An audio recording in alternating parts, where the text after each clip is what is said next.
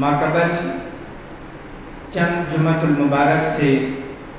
حقوق زوجین کے متعلق گفتگو جاری ہے۔ 4-5 جمعوں میں بیوی پر شوہر کے کیا حقوق ہیں اس حوالے سے گفتگو ہوئی۔ انشاءاللہ عز و جل آج شوہر پر بیوی کے کیا حقوق ہیں اس حوالے سے گفتگو ہوگی۔ بیوی پر شوہر کا جو حق ہے وہ شریعت کے اندر انتہائی بڑھ کر ہے۔ بیوی پر یہ حق ہے کہ وہ رب تبارک و تعالی اور رسول اللہ صلی اللہ علیہ وآلہ وسلم کے بعد سب سے بڑھ کر اپنے شوہر کا حق جانے۔ نبی کریم صلی اللہ علیہ وآلہ وسلم کی بارگاہ میں حضرت عائشہ صدیقہ طیبہ طاہرہ رضی اللہ تعالیٰ عنہا نے عرض کی، ای الناس اعظم حقا علی المرأة، یا رسول اللہ صلی اللہ علیہ وسلم، بیوی پر لوگوں میں سے سب سے زیادہ کس کا حق ہے؟ آپ علیہ الصلوۃ والسلام نے ارشاد فرمایا، زوجہا، بیوی پر سب سے زیادہ حق جس شخص کا ہے وہ اس کا شوہر ہے۔ نبی کریم صلی اللہ علیہ وآلہ وسلم نے رب تبارک و تعالی اور اپنی اطاعت کے بعد سب سے زیادہ بیوی کے لیے جس حق کو مقدم رکھا وہ شوہر کے حق کو مقدم رکھا۔ لیکن آج ہمارے معاشرے کے اندر کم علمی کی بنا پر شوہر کو گھر کے اندر شریعت نے جو طریقہ کار بتایا، شریعت نے جو اس کا مقام اور مرتبہ بتایا، بیویاں اس انداز سے اپنے شوہروں کی اطاعت اور فرمانبرداری نہیں کرتی۔ نبی کریم صلی اللہ علیہ وآلہ وسلم نے بیوی پر شوہر کے جو حقوق بیان فرمائے، من جملہ حقوق میں سے ایک اتنا بڑا حق یہ بھی بیان فرمایا کہ اگر وہ اپنے شوہر کی اطاعت کرتی رہے گی، اس کی فرمانبرداری کرتی رہے گی، یہاں تک کہ جب بیوی کا انتقال ہو جائے اس وقت اس کا شوہر اس سے راضی ہے تو آپ علیہ الصلوۃ والسلام نے ارشاد فرمایا، دخلت الجنت، یہ بیوی سیدھی جنت کے اندر داخل ہوگی۔ تو ایک جانب تو یہ ارشاد فرمایا کہ اگر شوہر کی فرمانبرداری کرے گی اور جب مرے گی اس حال میں کہ اس کا شوہر راضی ہے تب تو وہ جنت کی مسافرہ ہے، لیکن اگر اس کا شوہر اس سے ناراض ہے تو سیدھی جہنم کے اندر جائے گی۔ نبی کریم صلی اللہ علیہ وآلہ وسلم سے جب پوچھا گیا کہ یا رسول اللہ صلی اللہ علیہ وسلم، یہ جو شوہر ہے اس کا مجھ پر کیا حق ہے؟ بلکہ یہ عورت آپ علیہ الصلوۃ والسلام کی بارگاہ میں جب حاضر ہوئی، آپ علیہ الصلوۃ والسلام نے ابتداءً اس سے پوچھا کہ کیا تو شادی شدہ ہے؟ عرض کرنے لگی، یا رسول اللہ صلی اللہ علیہ وسلم، جی ہاں میں شادی شدہ ہوں۔ آپ علیہ الصلوۃ والسلام نے ارشاد فرمایا کہ شوہر کے ساتھ تمہارا رہن سہن کیسا ہے؟ تم اس کی کتنی فرمانبرداری کرتی ہو؟ عرض کرنے لگی، یا رسول اللہ صلی اللہ علیہ وسلم، اپنی طرف سے کوشش کرتی ہوں کہ اس کی اطاعت و فرمانبرداری بجا لاؤں، لیکن جتنا ہو سکتا ہے کرتی ہوں، جس سے عاجز آ جاتی ہوں رب تبارک و تعالی معاف فرمائے گا۔ نبی کریم صلی اللہ علیہ وآلہ وسلم نے ارشاد فرمایا، یہ شوہر ہی تمہارا سب کچھ ہے، فَإِنَّهُ جَنَّتُكِ وَنَارُكِ، یہ شوہر تمہاری جنت بھی ہے تمہاری دوزخ بھی ہے۔ اگر یہ شوہر تم سے راضی ہے اور تم دنیا سے جاتی ہو تو سیدھی تم جنت کے اندر جاؤ گی، لیکن اگر یہ ناراض ہے تو پھر جہنم میں جانے کا سبب یہ چیز بن جائے گی کہ دنیا کے اندر تم اپنے شوہر کی نافرمانی کرتی رہی۔ نبی کریم صلی اللہ علیہ وآلہ وسلم نے ان عورتوں کی اس طرح عورتوں پر حقوق کو بیان فرما دیا کہ تم پر یہ بھی شوہر کا حق ہے، تم پر یہ بھی شوہر کا حق ہے۔ نبی کریم صلی اللہ علیہ وآلہ وسلم نے جب شب معراج آپ علیہ الصلوۃ والسلام نے جب دوزخ میں جھانک کر دیکھا، نبی کریم صلی اللہ علیہ وآلہ وسلم ارشاد فرماتے ہیں، کثرت سے میں نے عورتیں دیکھیں، اس لیے کہ یہ عورتیں کثرت سے اپنے شوہروں کی نافرمانی کرنے والی ہیں اور اپنے شوہروں پر لعن طعن کرنے والی ہیں اور ناشکری کرنے والی ہیں۔ نبی کریم صلی اللہ علیہ وآلہ وسلم نے من جملہ جو عورتوں کے حقوق کو بیان فرمایا، سب سے پہلا حق تو یہ ہے جو بیوی پر شوہر کا حق ہے، رب تبارک و تعالی اور رسول اللہ صلی اللہ علیہ وسلم کے بعد سب سے بڑھ کر وہ شوہر کا حق جانے، اگر اس کے علاوہ وہ کسی اور کو ترجیح دیتی ہے، بلکہ سنیے، شادی سے پہلے جب وہ بیٹی ہے تو سب سے زیادہ اس پر والدین کے حقوق ہیں، سب سے بڑھ کر ایک بیٹی کے لیے رب تبارک و تعالیٰ اور رسول اللہ صلی اللہ علیہ وسلم کے بعد اس پر سب سے بڑھ کر حق والدین کا ہے۔ لیکن جب یہی بیٹی شادی شدہ ہو جاتی ہے، اب شادی کے بعد والدین کا حق سب سے بڑھ کر نہیں رہتا، بلکہ شوہر کا حق سب سے بڑھ کر رہتا ہے۔ شریعت سے ناواقفی کی بنا پر شادی کے بعد بھی اپنے فیصلے خود کرنے والیاں، شریعت کے مزاج کے مطابق عمل نہ کرنے والیاں، اور شوہر کی اجازت کے بغیر ہی یوں فیصلے والدین کے حق میں کرنے والیاں اور اجازت کے بغیر والدین کے گھر چلے جانے والیاں،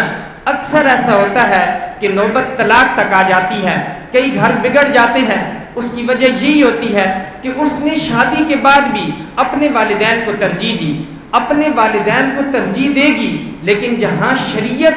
اسے کہے گی، شریعت سے ہٹ کر جب شریعت نے اسے بتا دیا کہ شادی کے بعد، حضرت عائشہ رضی اللہ تعالیٰ عنہ کا فرمان آپ نے سنا کہ ای الناس اعظم حقا علی المرأۃ قال رسول اللہ صلی اللہ علیہ وسلم زوجہا، سب سے بڑھ کر عورت پر جو حق ہے شادی کے بعد وہ اس کے زوج کا ہے۔ اب اگر وہ بڑھ کر حق زوج کا نہیں رکھتی بلکہ والدین کے حقوق، جہاں شوہر کی مثلا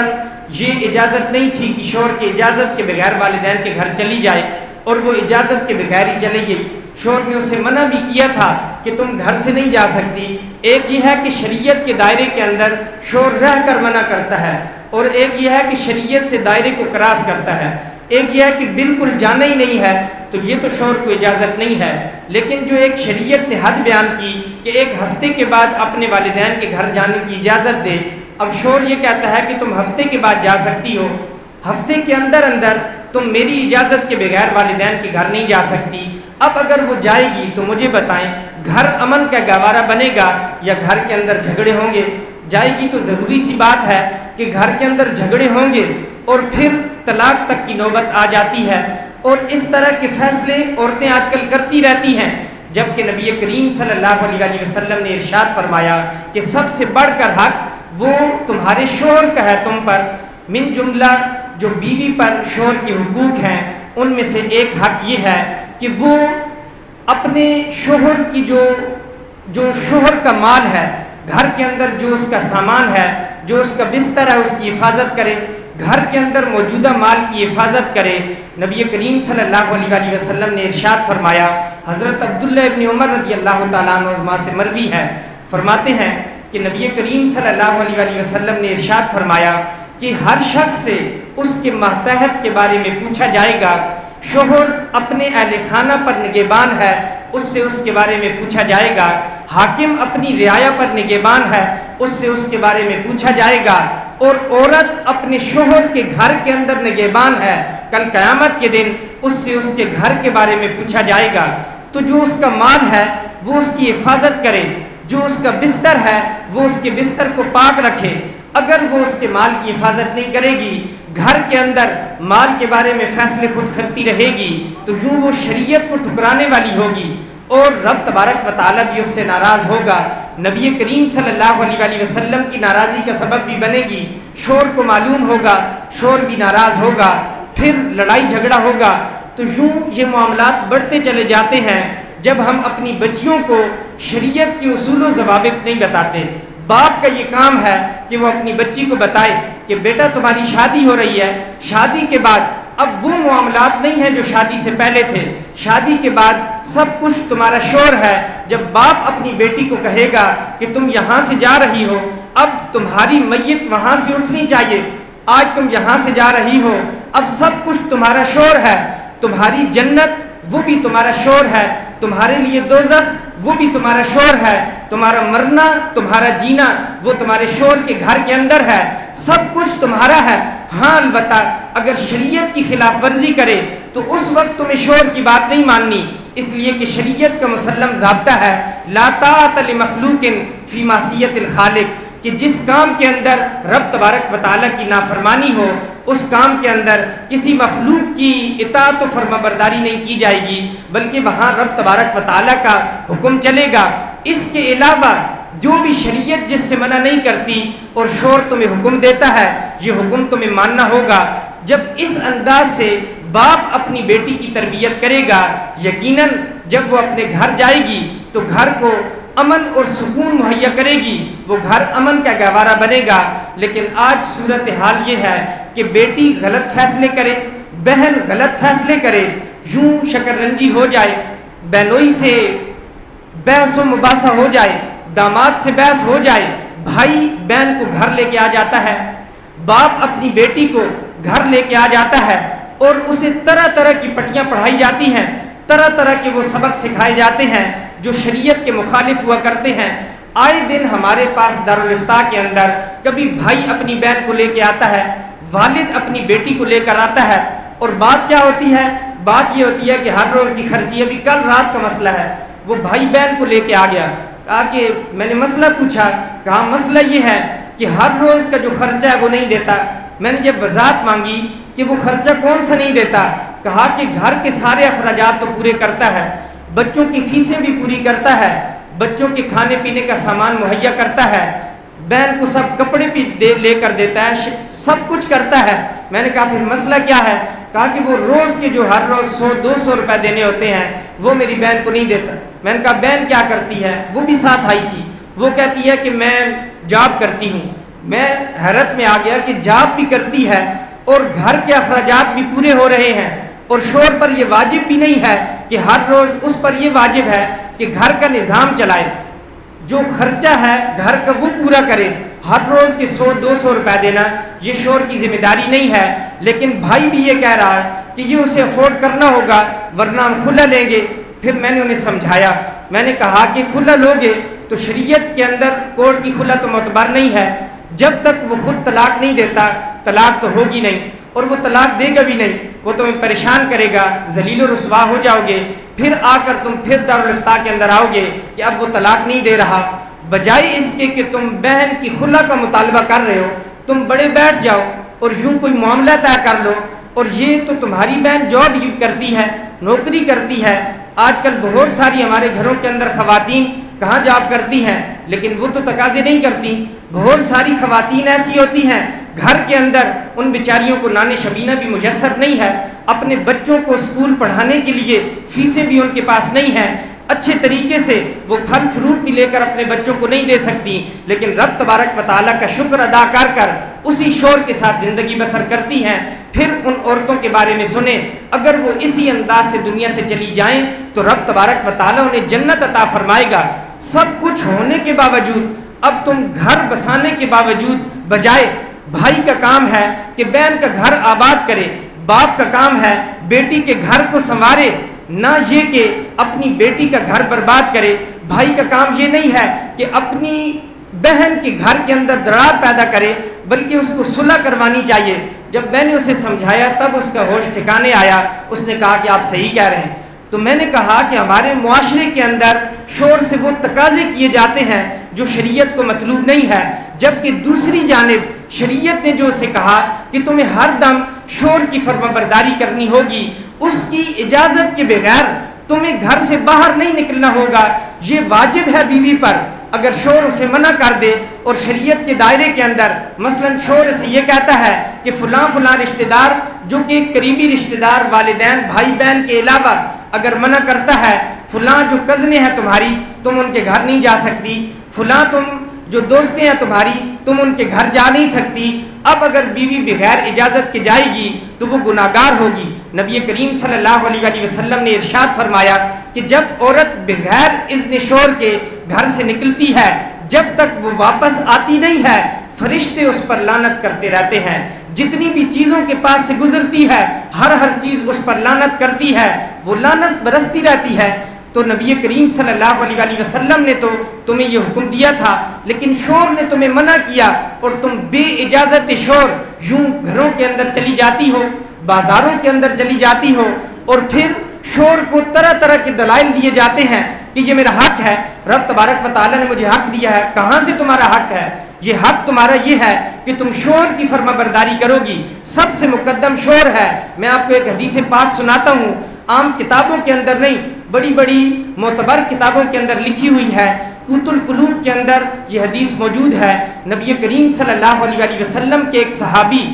یہ آپ علیہ الصلوۃ والسلام کے دور کا واقعہ ہے، اس پورے واقعے کے اندر نبی کریم صلی اللہ علیہ وسلم فیصلہ فرمانے والے ہیں، شوہر آپ علیہ الصلوۃ والسلام کے صحابی ہیں، بیوی آپ علیہ الصلوۃ والسلام کی صحابیاں ہیں، اور اتنا یہ واقعہ جو سنے گا اس کے بعد اگر اس انداز سے اپنی بیٹی کی تربیت کرے گا، بھائی اپنی بہن کو سمجھائے گا، میں نہیں سمجھتا کہ اس کی بہن کا گھر برباد ہو، اس کی بیٹی کے گھر کے اندر سکون اور اطمینان نہ ہو۔ نبی کریم صلی اللہ علیہ وسلم نے کہ صحابی وہ سفر پر روانہ ہوئے، جب سفر پر روانہ ہونے لگے اپنی بیوی سے کہا جب تک میں واپس نہیں آتا تم نے میری اجازت کے بغیر گھر سے نکلنا نہیں ہے۔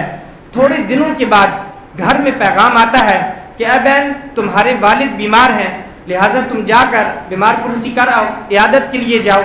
اس نے نبی کریم صلی اللہ علیہ وسلم، اس زمانے کی عورت نہیں تھی کہ جو من میں آئے جیسے مرضی فیصلہ کرے، خود ہی بڑے بڑے فیصلے کر کے گھر کے اندر گھر کو برباد کر دے، گھر کو جھگڑے کی سی صورت بنا دے، اس دور کی خاتون نہیں تھی، وہ صحابیہ تھیں۔ انہوں نے نبی کریم صلی اللہ علیہ وسلم کی بارگاہ میں خود بھی نہیں گئی، پیغام بھیجا کہ مجھے میرے شوہر نے گھر سے جانے سے منع کیا کہ جب تک میں واپس نہ آ جاؤں تم گھر سے نہیں جا سکتی، تو کیا اب میرے والد محترم بیمار ہیں ان کی عیادت کے لیے میں جا سکتی ہوں؟ نبی کریم صلی اللہ علیہ وسلم نے حکم نامہ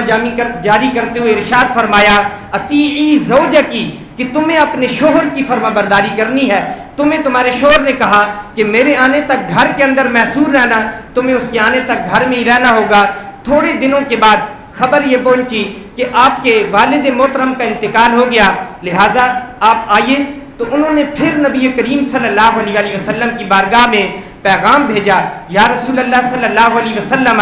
اب میرے والد بیمار ہو چکے ہیں، تو کیا اب بھی مجھے شوہر کی اطاعت کرنی ہوگی یا میں اپنی والد کی میت کو دیکھنے جا سکتی ہوں؟ نبی کریم صلی اللہ علیہ وسلم نے حکم جاری کرتے ہوئے ارشاد فرمایا اطیعی زوجکی، تمہیں اپنے زوج کی اطاعت و فرما برداری کرنی ہے، تم گھر سے نہیں نکل سکتی۔ وہ صحابیہ نبی کریم صلی اللہ علیہ وسلم کے حکم کو لبیک کہتے ہوئے اپنے گھر کی چار دیواری کے اندر بیٹھی ہیں۔ گھر سے نماز جنازہ اٹھا، آپ علیہ الصلوۃ والسلام نے بعد جنازہ دفن کرنے کے بعد نبی کریم صلی اللہ علیہ وسلم واپس تشریف لائے، کہا کہ تم اپنے شوہر کی رضا پر قائم رہی، لہٰذا رب تبارک و تعالیٰ نے تمہیں اپنے گھر میں رہنے کی وجہ سے، تمہیں اپنے شوہر کی فرما برداری کرنے کی وجہ سے تمہارے باپ کو رب تبارک و تعالیٰ نے جنت عطا فرما دی۔ تو نبی کریم صلی اللہ علیہ وسلم کے دور کا واقعہ ہے، اور آپ سمجھ سکتے ہیں ہم سب کے والدین ہیں، ہم سب کے والدین ہیں، ہم سمجھ سکتے ہیں جب والد بیمار ہو جائے اور پھر عمر اس عالم میں ہو والد کہ اب بیماری ایسی ہو کہ اب وہ زندگی موت کی کشمکش میں ہو، تو پھر اولاد کو چین نہیں آتا، اور بیٹوں کے مقابلے میں بیٹیاں والدین کے بارے میں زیادہ فکر مند رہتی ہیں۔ تو ہر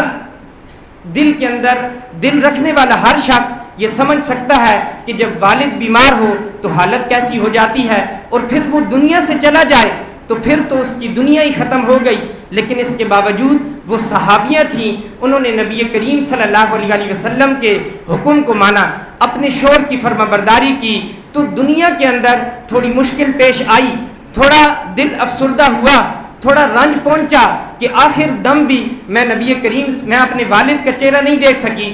میں اپنے والد کی خدمت نہیں کر سکی۔ لیکن میں نے آپ سے آج کے بیان کے شروع میں کہا کہ شادی سے پہلے جس لڑکی پر سب سے بڑھ کر حق اس کے والدین کا ہے، شادی کے بعد اس لڑکی پر سب سے بڑھ کر حق اس کے زوج کا ہے اور اس کے شوہر کا ہے۔ لہٰذا ہمیں یہ والی احادیث اپنی بیٹیوں اور اپنی بہنوں کو سنانی ہوں گی، ان کے گھر کو آباد کرنا ہوگا۔ یوں نہیں کہ تھوڑی سی بات پر بیٹی کو گھر لے کے آ جائیں، تھوڑی سی بات پر بہن کو گھر لے کے آ جائیں اور اس کے شوہر کے بارے میں اس کو اکسایا جائے، اس کی غلط تربیت کی جائے، اس کو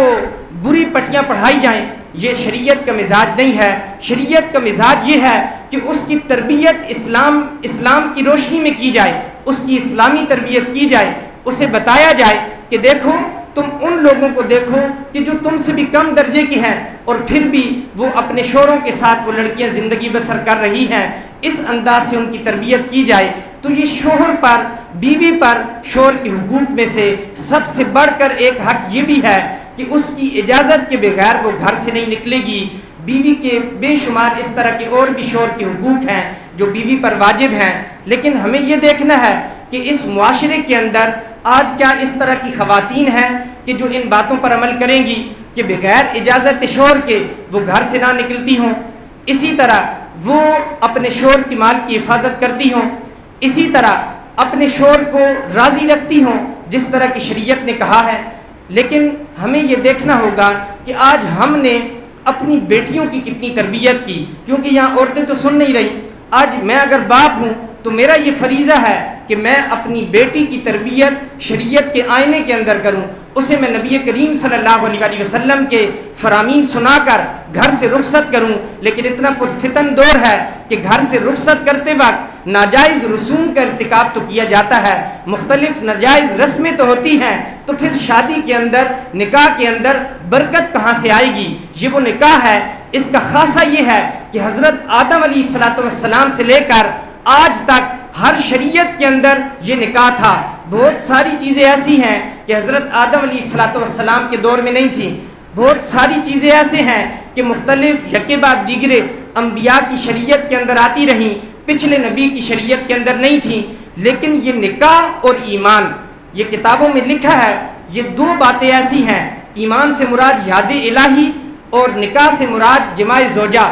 یہ دو باتیں ایسی ہیں کہ جو حضرت آدم علیہ السلام سے لے کر آج تک ہر نبی کی شریعت کے اندر ان کی اجازت تھی اور ہر نبی کی شریعت کے اندر یہ سنت مبارکہ ہوتی رہی۔ لیکن آج ہم نے اس سنت کو برباد کر دیا، اس کے اندر ہم نے ناجائز رسوم کو پیدا کر دیا۔ پھر شادی کے بعد شوہر اور بیوی یہ گاڑی کے دو پہیے ہیں، اگر گاڑی کا ایک پہیہ خراب ہوگا گاڑی چل نہیں پائے گی، اگر ایک پہیہ ٹھیک ہے دوسرا پنچر ہے تو گاڑی کہاں سے چلے گی؟ جب تک دونوں پہیے گاڑی کے ٹھیک نہیں ہیں تب تک وہ گاڑی چل نہیں سکتی۔ یہ زندگی کے دو پہیے ہیں شوہر اور بیوی کی صورت کے اندر جو رب تبارک و تعالی نے ہمیں مہیا فرمائے ہیں۔ اگر ان دو پہیوں کو سلامت رکھنا ہو تو جانبین سے محبت کا رشتہ ہوگا، شوہر بھی اس کے حقوق کا لحاظ کرے گا، بیوی بھی اس کے حقوق کا لحاظ کرے گی، تب جا کر معاشرے کے اندر امن قائم ہوگا۔ یہ طلاق کی جو شرح فیصد بڑھتی چلی جا رہی ہے اس کے اندر تب جا کر کمی آئے گی۔ تھوڑی تھوڑی بات پر شوہر بیوی کو طلاق کی دھمکی دے دے، جس معاشرے کے اندر چھوٹی سی بات پر بیوی خلا کا مطالبہ کرے تو پھر وہاں محبتیں قائم نہیں ہوتی۔ جب ایک مرتبہ شوہر نے طلاق کا کہہ دیا کہ میں تمہیں طلاق دے دوں گا، اگرچہ طلاق دے نہیں، اس کے بعد اس سے پہلے جو بیوی کے دل کے اندر اس کی محبت تھی بعد میں زندگی تو ختم ہو جائے گی لیکن وہ محبت واپس نہیں آ سکتی۔ اسی طرح شوہر نے جب خلا کا بیوی سے مطالبہ کر لیا تو کبھی بھی پہلے والی واپس محبت آ نہیں سکتی، ہمیشہ ان دونوں کے دلوں کے اندر یہ بات رہے گی۔ پھر مجھے بتائیں گھر کے اندر امن اور سکون کیسے قائم ہوگا؟ پھر گھر کے اندر جب جھگڑے ہوں گے بچوں کی تربیت اچھے انداز سے کیسے ہوگی؟ جب بچوں کی برے انداز سے تربیت ہوگی پھر یہ بچہ شادی کرے گا، یوں یہ سلسلہ برا چلتا رہے گا، بچی کی شادی ہوگی یوں ہی یہ برا سلسلہ چلتا رہے گا، تو یوں ہمارے معاشرے کے اندر کبھی بھی وہ پہلے والا امن اور سکون قائم نہیں ہو سکتا، کبھی بھی مسلمانوں کو وہ غلبہ نہیں ہو سکتا۔ جب ایک گھر کے اندر ایک چار دیواری کے اندر رہنے والے دونوں میاں بیوی نہایت اسلام کے مقدس رشتے، جب یہ دونوں ایک دوسرے کے نہیں ہیں تو پھر معاشرے کے اندر ہم پڑوسی کے کیسے ہوں گے، ہم شاگرد کے کیسے ہوں گے، ہم اپنے دوستوں کے کیسے ہوں گے، ہم اپنے ماتحتوں کے بارے میں کیسے ہوں گے؟ اس کو ہر ذی شعور سمجھ سکتا ہے۔ اس لیے اللہ عز و جل کی بارگاہ میں دعا ہے اللہ عز و جل ہم سب کو جو شوہر ہیں ان کو بیویوں کے حقوق ادا کرنے کی توفیق عطا فرمائے اور ہر بیوی کو اپنے شوہر کا حق بجا لانے کی توفیق عطا فرمائے۔ آمین بجاہ النبی الامین۔